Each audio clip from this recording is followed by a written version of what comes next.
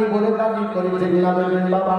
আল্লাহর নবীকে সাহাবারা একদিন ঘেরাও করলো। হযরত আবু হুরায়রা রাদিয়াল্লাহু তাআলা আনহু তিনি বর্ণনা করেন, নবীর চতুর্দিকে সাহাবা একরামরা আপনার পরিবেষ্টন করে। আল্লাহর নবীকে বললেন, ইয়া রাসূলুল্লাহ, ওগো নবীজি, একটু গ্যারান্টি কোনো কার্ড, গ্যারান্টি কোনো কথাবার্তা আপনি বলেন। আল্লাহর নবী পবিত্র জবানে বললেন, ইয়া আমার সাহাবী আবু হুরায়রা, তুমি শুনে রেখে দাও, আফিলুলি বিশিদ্দিন, তোমরা আমাকে 6টা জিনিসের গ্যারান্টি দাও। আখবিরুলাকুম বিল জান্নাহ, আমি রাসূলুল্লাহ জান্নাতের গ্যারান্টি দিব। সুবহানাল্লাহ। নবী বললেন, সাহাবারা 6টা জিনিসের গ্যারান্টি দাও, আমি রাসূলুল্লাহ জান্নাতের গ্যারান্টি দেব। তাহলে 6টা জিনিসের গ্যারান্টি আপনাকে আমাকে দিতে হবে। হযরত আবু হুরায়রা বলেন, কুনতু মাইয়া ইয়া রাসূলুল্লাহ, ও আল্লাহর নবী,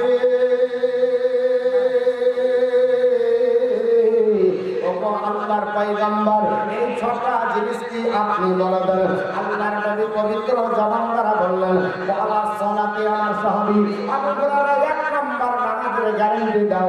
এই নামাজ তুমি পড়েছো কিনা তোমাকে বন্ধ হবে। নামাজের গ্যারান্টি যদি দিতে পারো, আমি রাসূলুল্লাহ জান্নাতের গ্যারান্টি দেব। আর নামাজ যদি না থাকে, আপনি কোন মুখে বলছেন আমি জান্নাতি, আমি জান্নাতে চলে যাব। আল্লাহর নবী পবিত্র জবানে সাহাবাদেরকে বললেন, সাহাবারা 1 নাম্বার নামাজের গ্যারান্টি দাও। 2 নাম্বার নবী বললেন, ইয়া সাহাবারা, আমার যাকাতের গ্যারান্টি দাও, আমি রাসূলুল্লাহ জান্নাতের গ্যারান্টি দেব। 3 নাম্বার নবী বললেন, আমানত, আমানতের গ্যারান্টি দাও। আমানত কাকে বলা হয়? আমার টুপিটা বা পাগড়িটা এখানে যদি রেখে দিয়ে চলে যায়, যাবার পর বাড়িতে গিয়ে বলবো, ও আপনার বাড়া হচ্ছে, ও আমাদের সাদ্দাম ভাই, আপনার আব্দুল গাফফার, আব্দুল সাত্তার ভাই, আমার এই টুপিটা বা পাগড়িটা আপনার বাড়িতে একটু আমানত রাখেন, আমি 1 বছর পরে এসে নেব। উনি যদি নিজের কাজে ব্যবহার করে, মাথায় দিয়ে যদিও নামাজ পড়ে, তাহলে শরীয়তের বিধানে বলছে আমানত রেখেছে, চলবে না, ওর জন্য আপনার জান্নাত তার হবে না। যদি এটা আপনার হয়ে যায়, আমি 5,000 টাকা দিয়ে গেলাম ভাই, এই টাকাটা আপনি আমানত রাখেন, আমি 10 দিন পরে আপনার কাছে টাকাটা নেব। আমার টাকাটা ব্যবহার করা হলো, নিজের পকেট থেকে যদি 5,000 দেয়, আল্লাহ রাসূল বলছে তার জন্য জাহান্নাম হারাম হয়ে গেল, কারণ জান্নাত হবে না।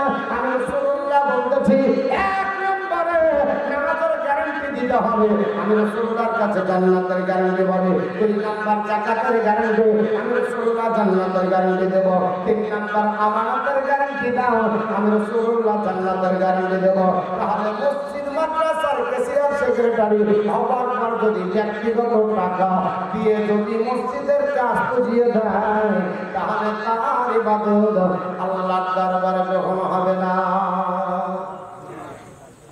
আপনাদের দেশের মানুষ ভালো, আমাদের মুর্শিদাবাদে মসজিদ মাদ্রাসার ক্যাশিয়ার হবার জন্য আপনার ভোটাধিকার করা হয়, ভোটের ব্যবস্থা, 4 দিকে ভোট বেশি হবে, একে ক্যাশিয়ার বাড়ানো হবে।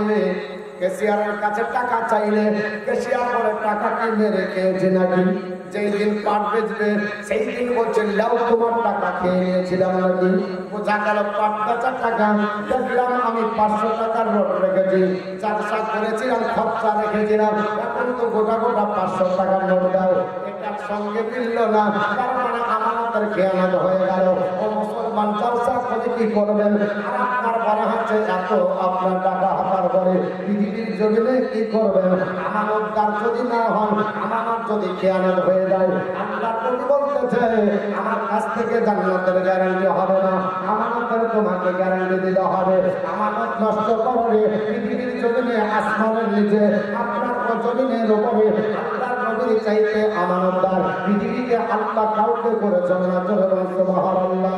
একমাত্র আমানতদার বানিয়েছিল তিনি হচ্ছে রাসূলুল্লাহ। পৃথিবীর জমিনে ইনার মতো আমানতদার আল্লাহ পাক কাউকে বানায়নি।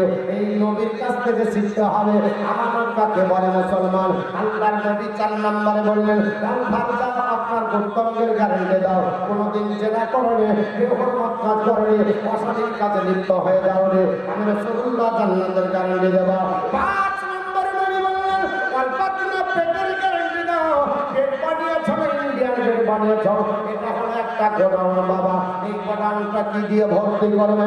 হালাল দিয়েও ভর্তি করা যায়, হারাম দিয়েও ভর্তি করা যায়। হারাম দিয়ে ভর্তি করার পর ঢেকে তুলে যদি চেষ্টা করে আল্লাহ দরবারে একটা চেষ্টা কাজে আসবে না। মুখের কথা নয় গো জাদু, খোদার পথে চলা, ওতে কান করে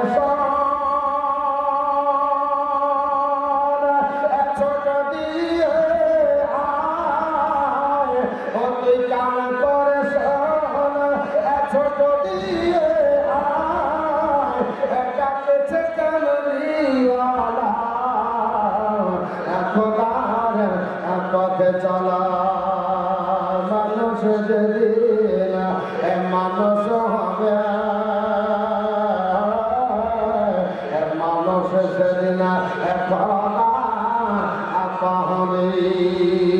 মানুষ যেদিন মানুষ হবে,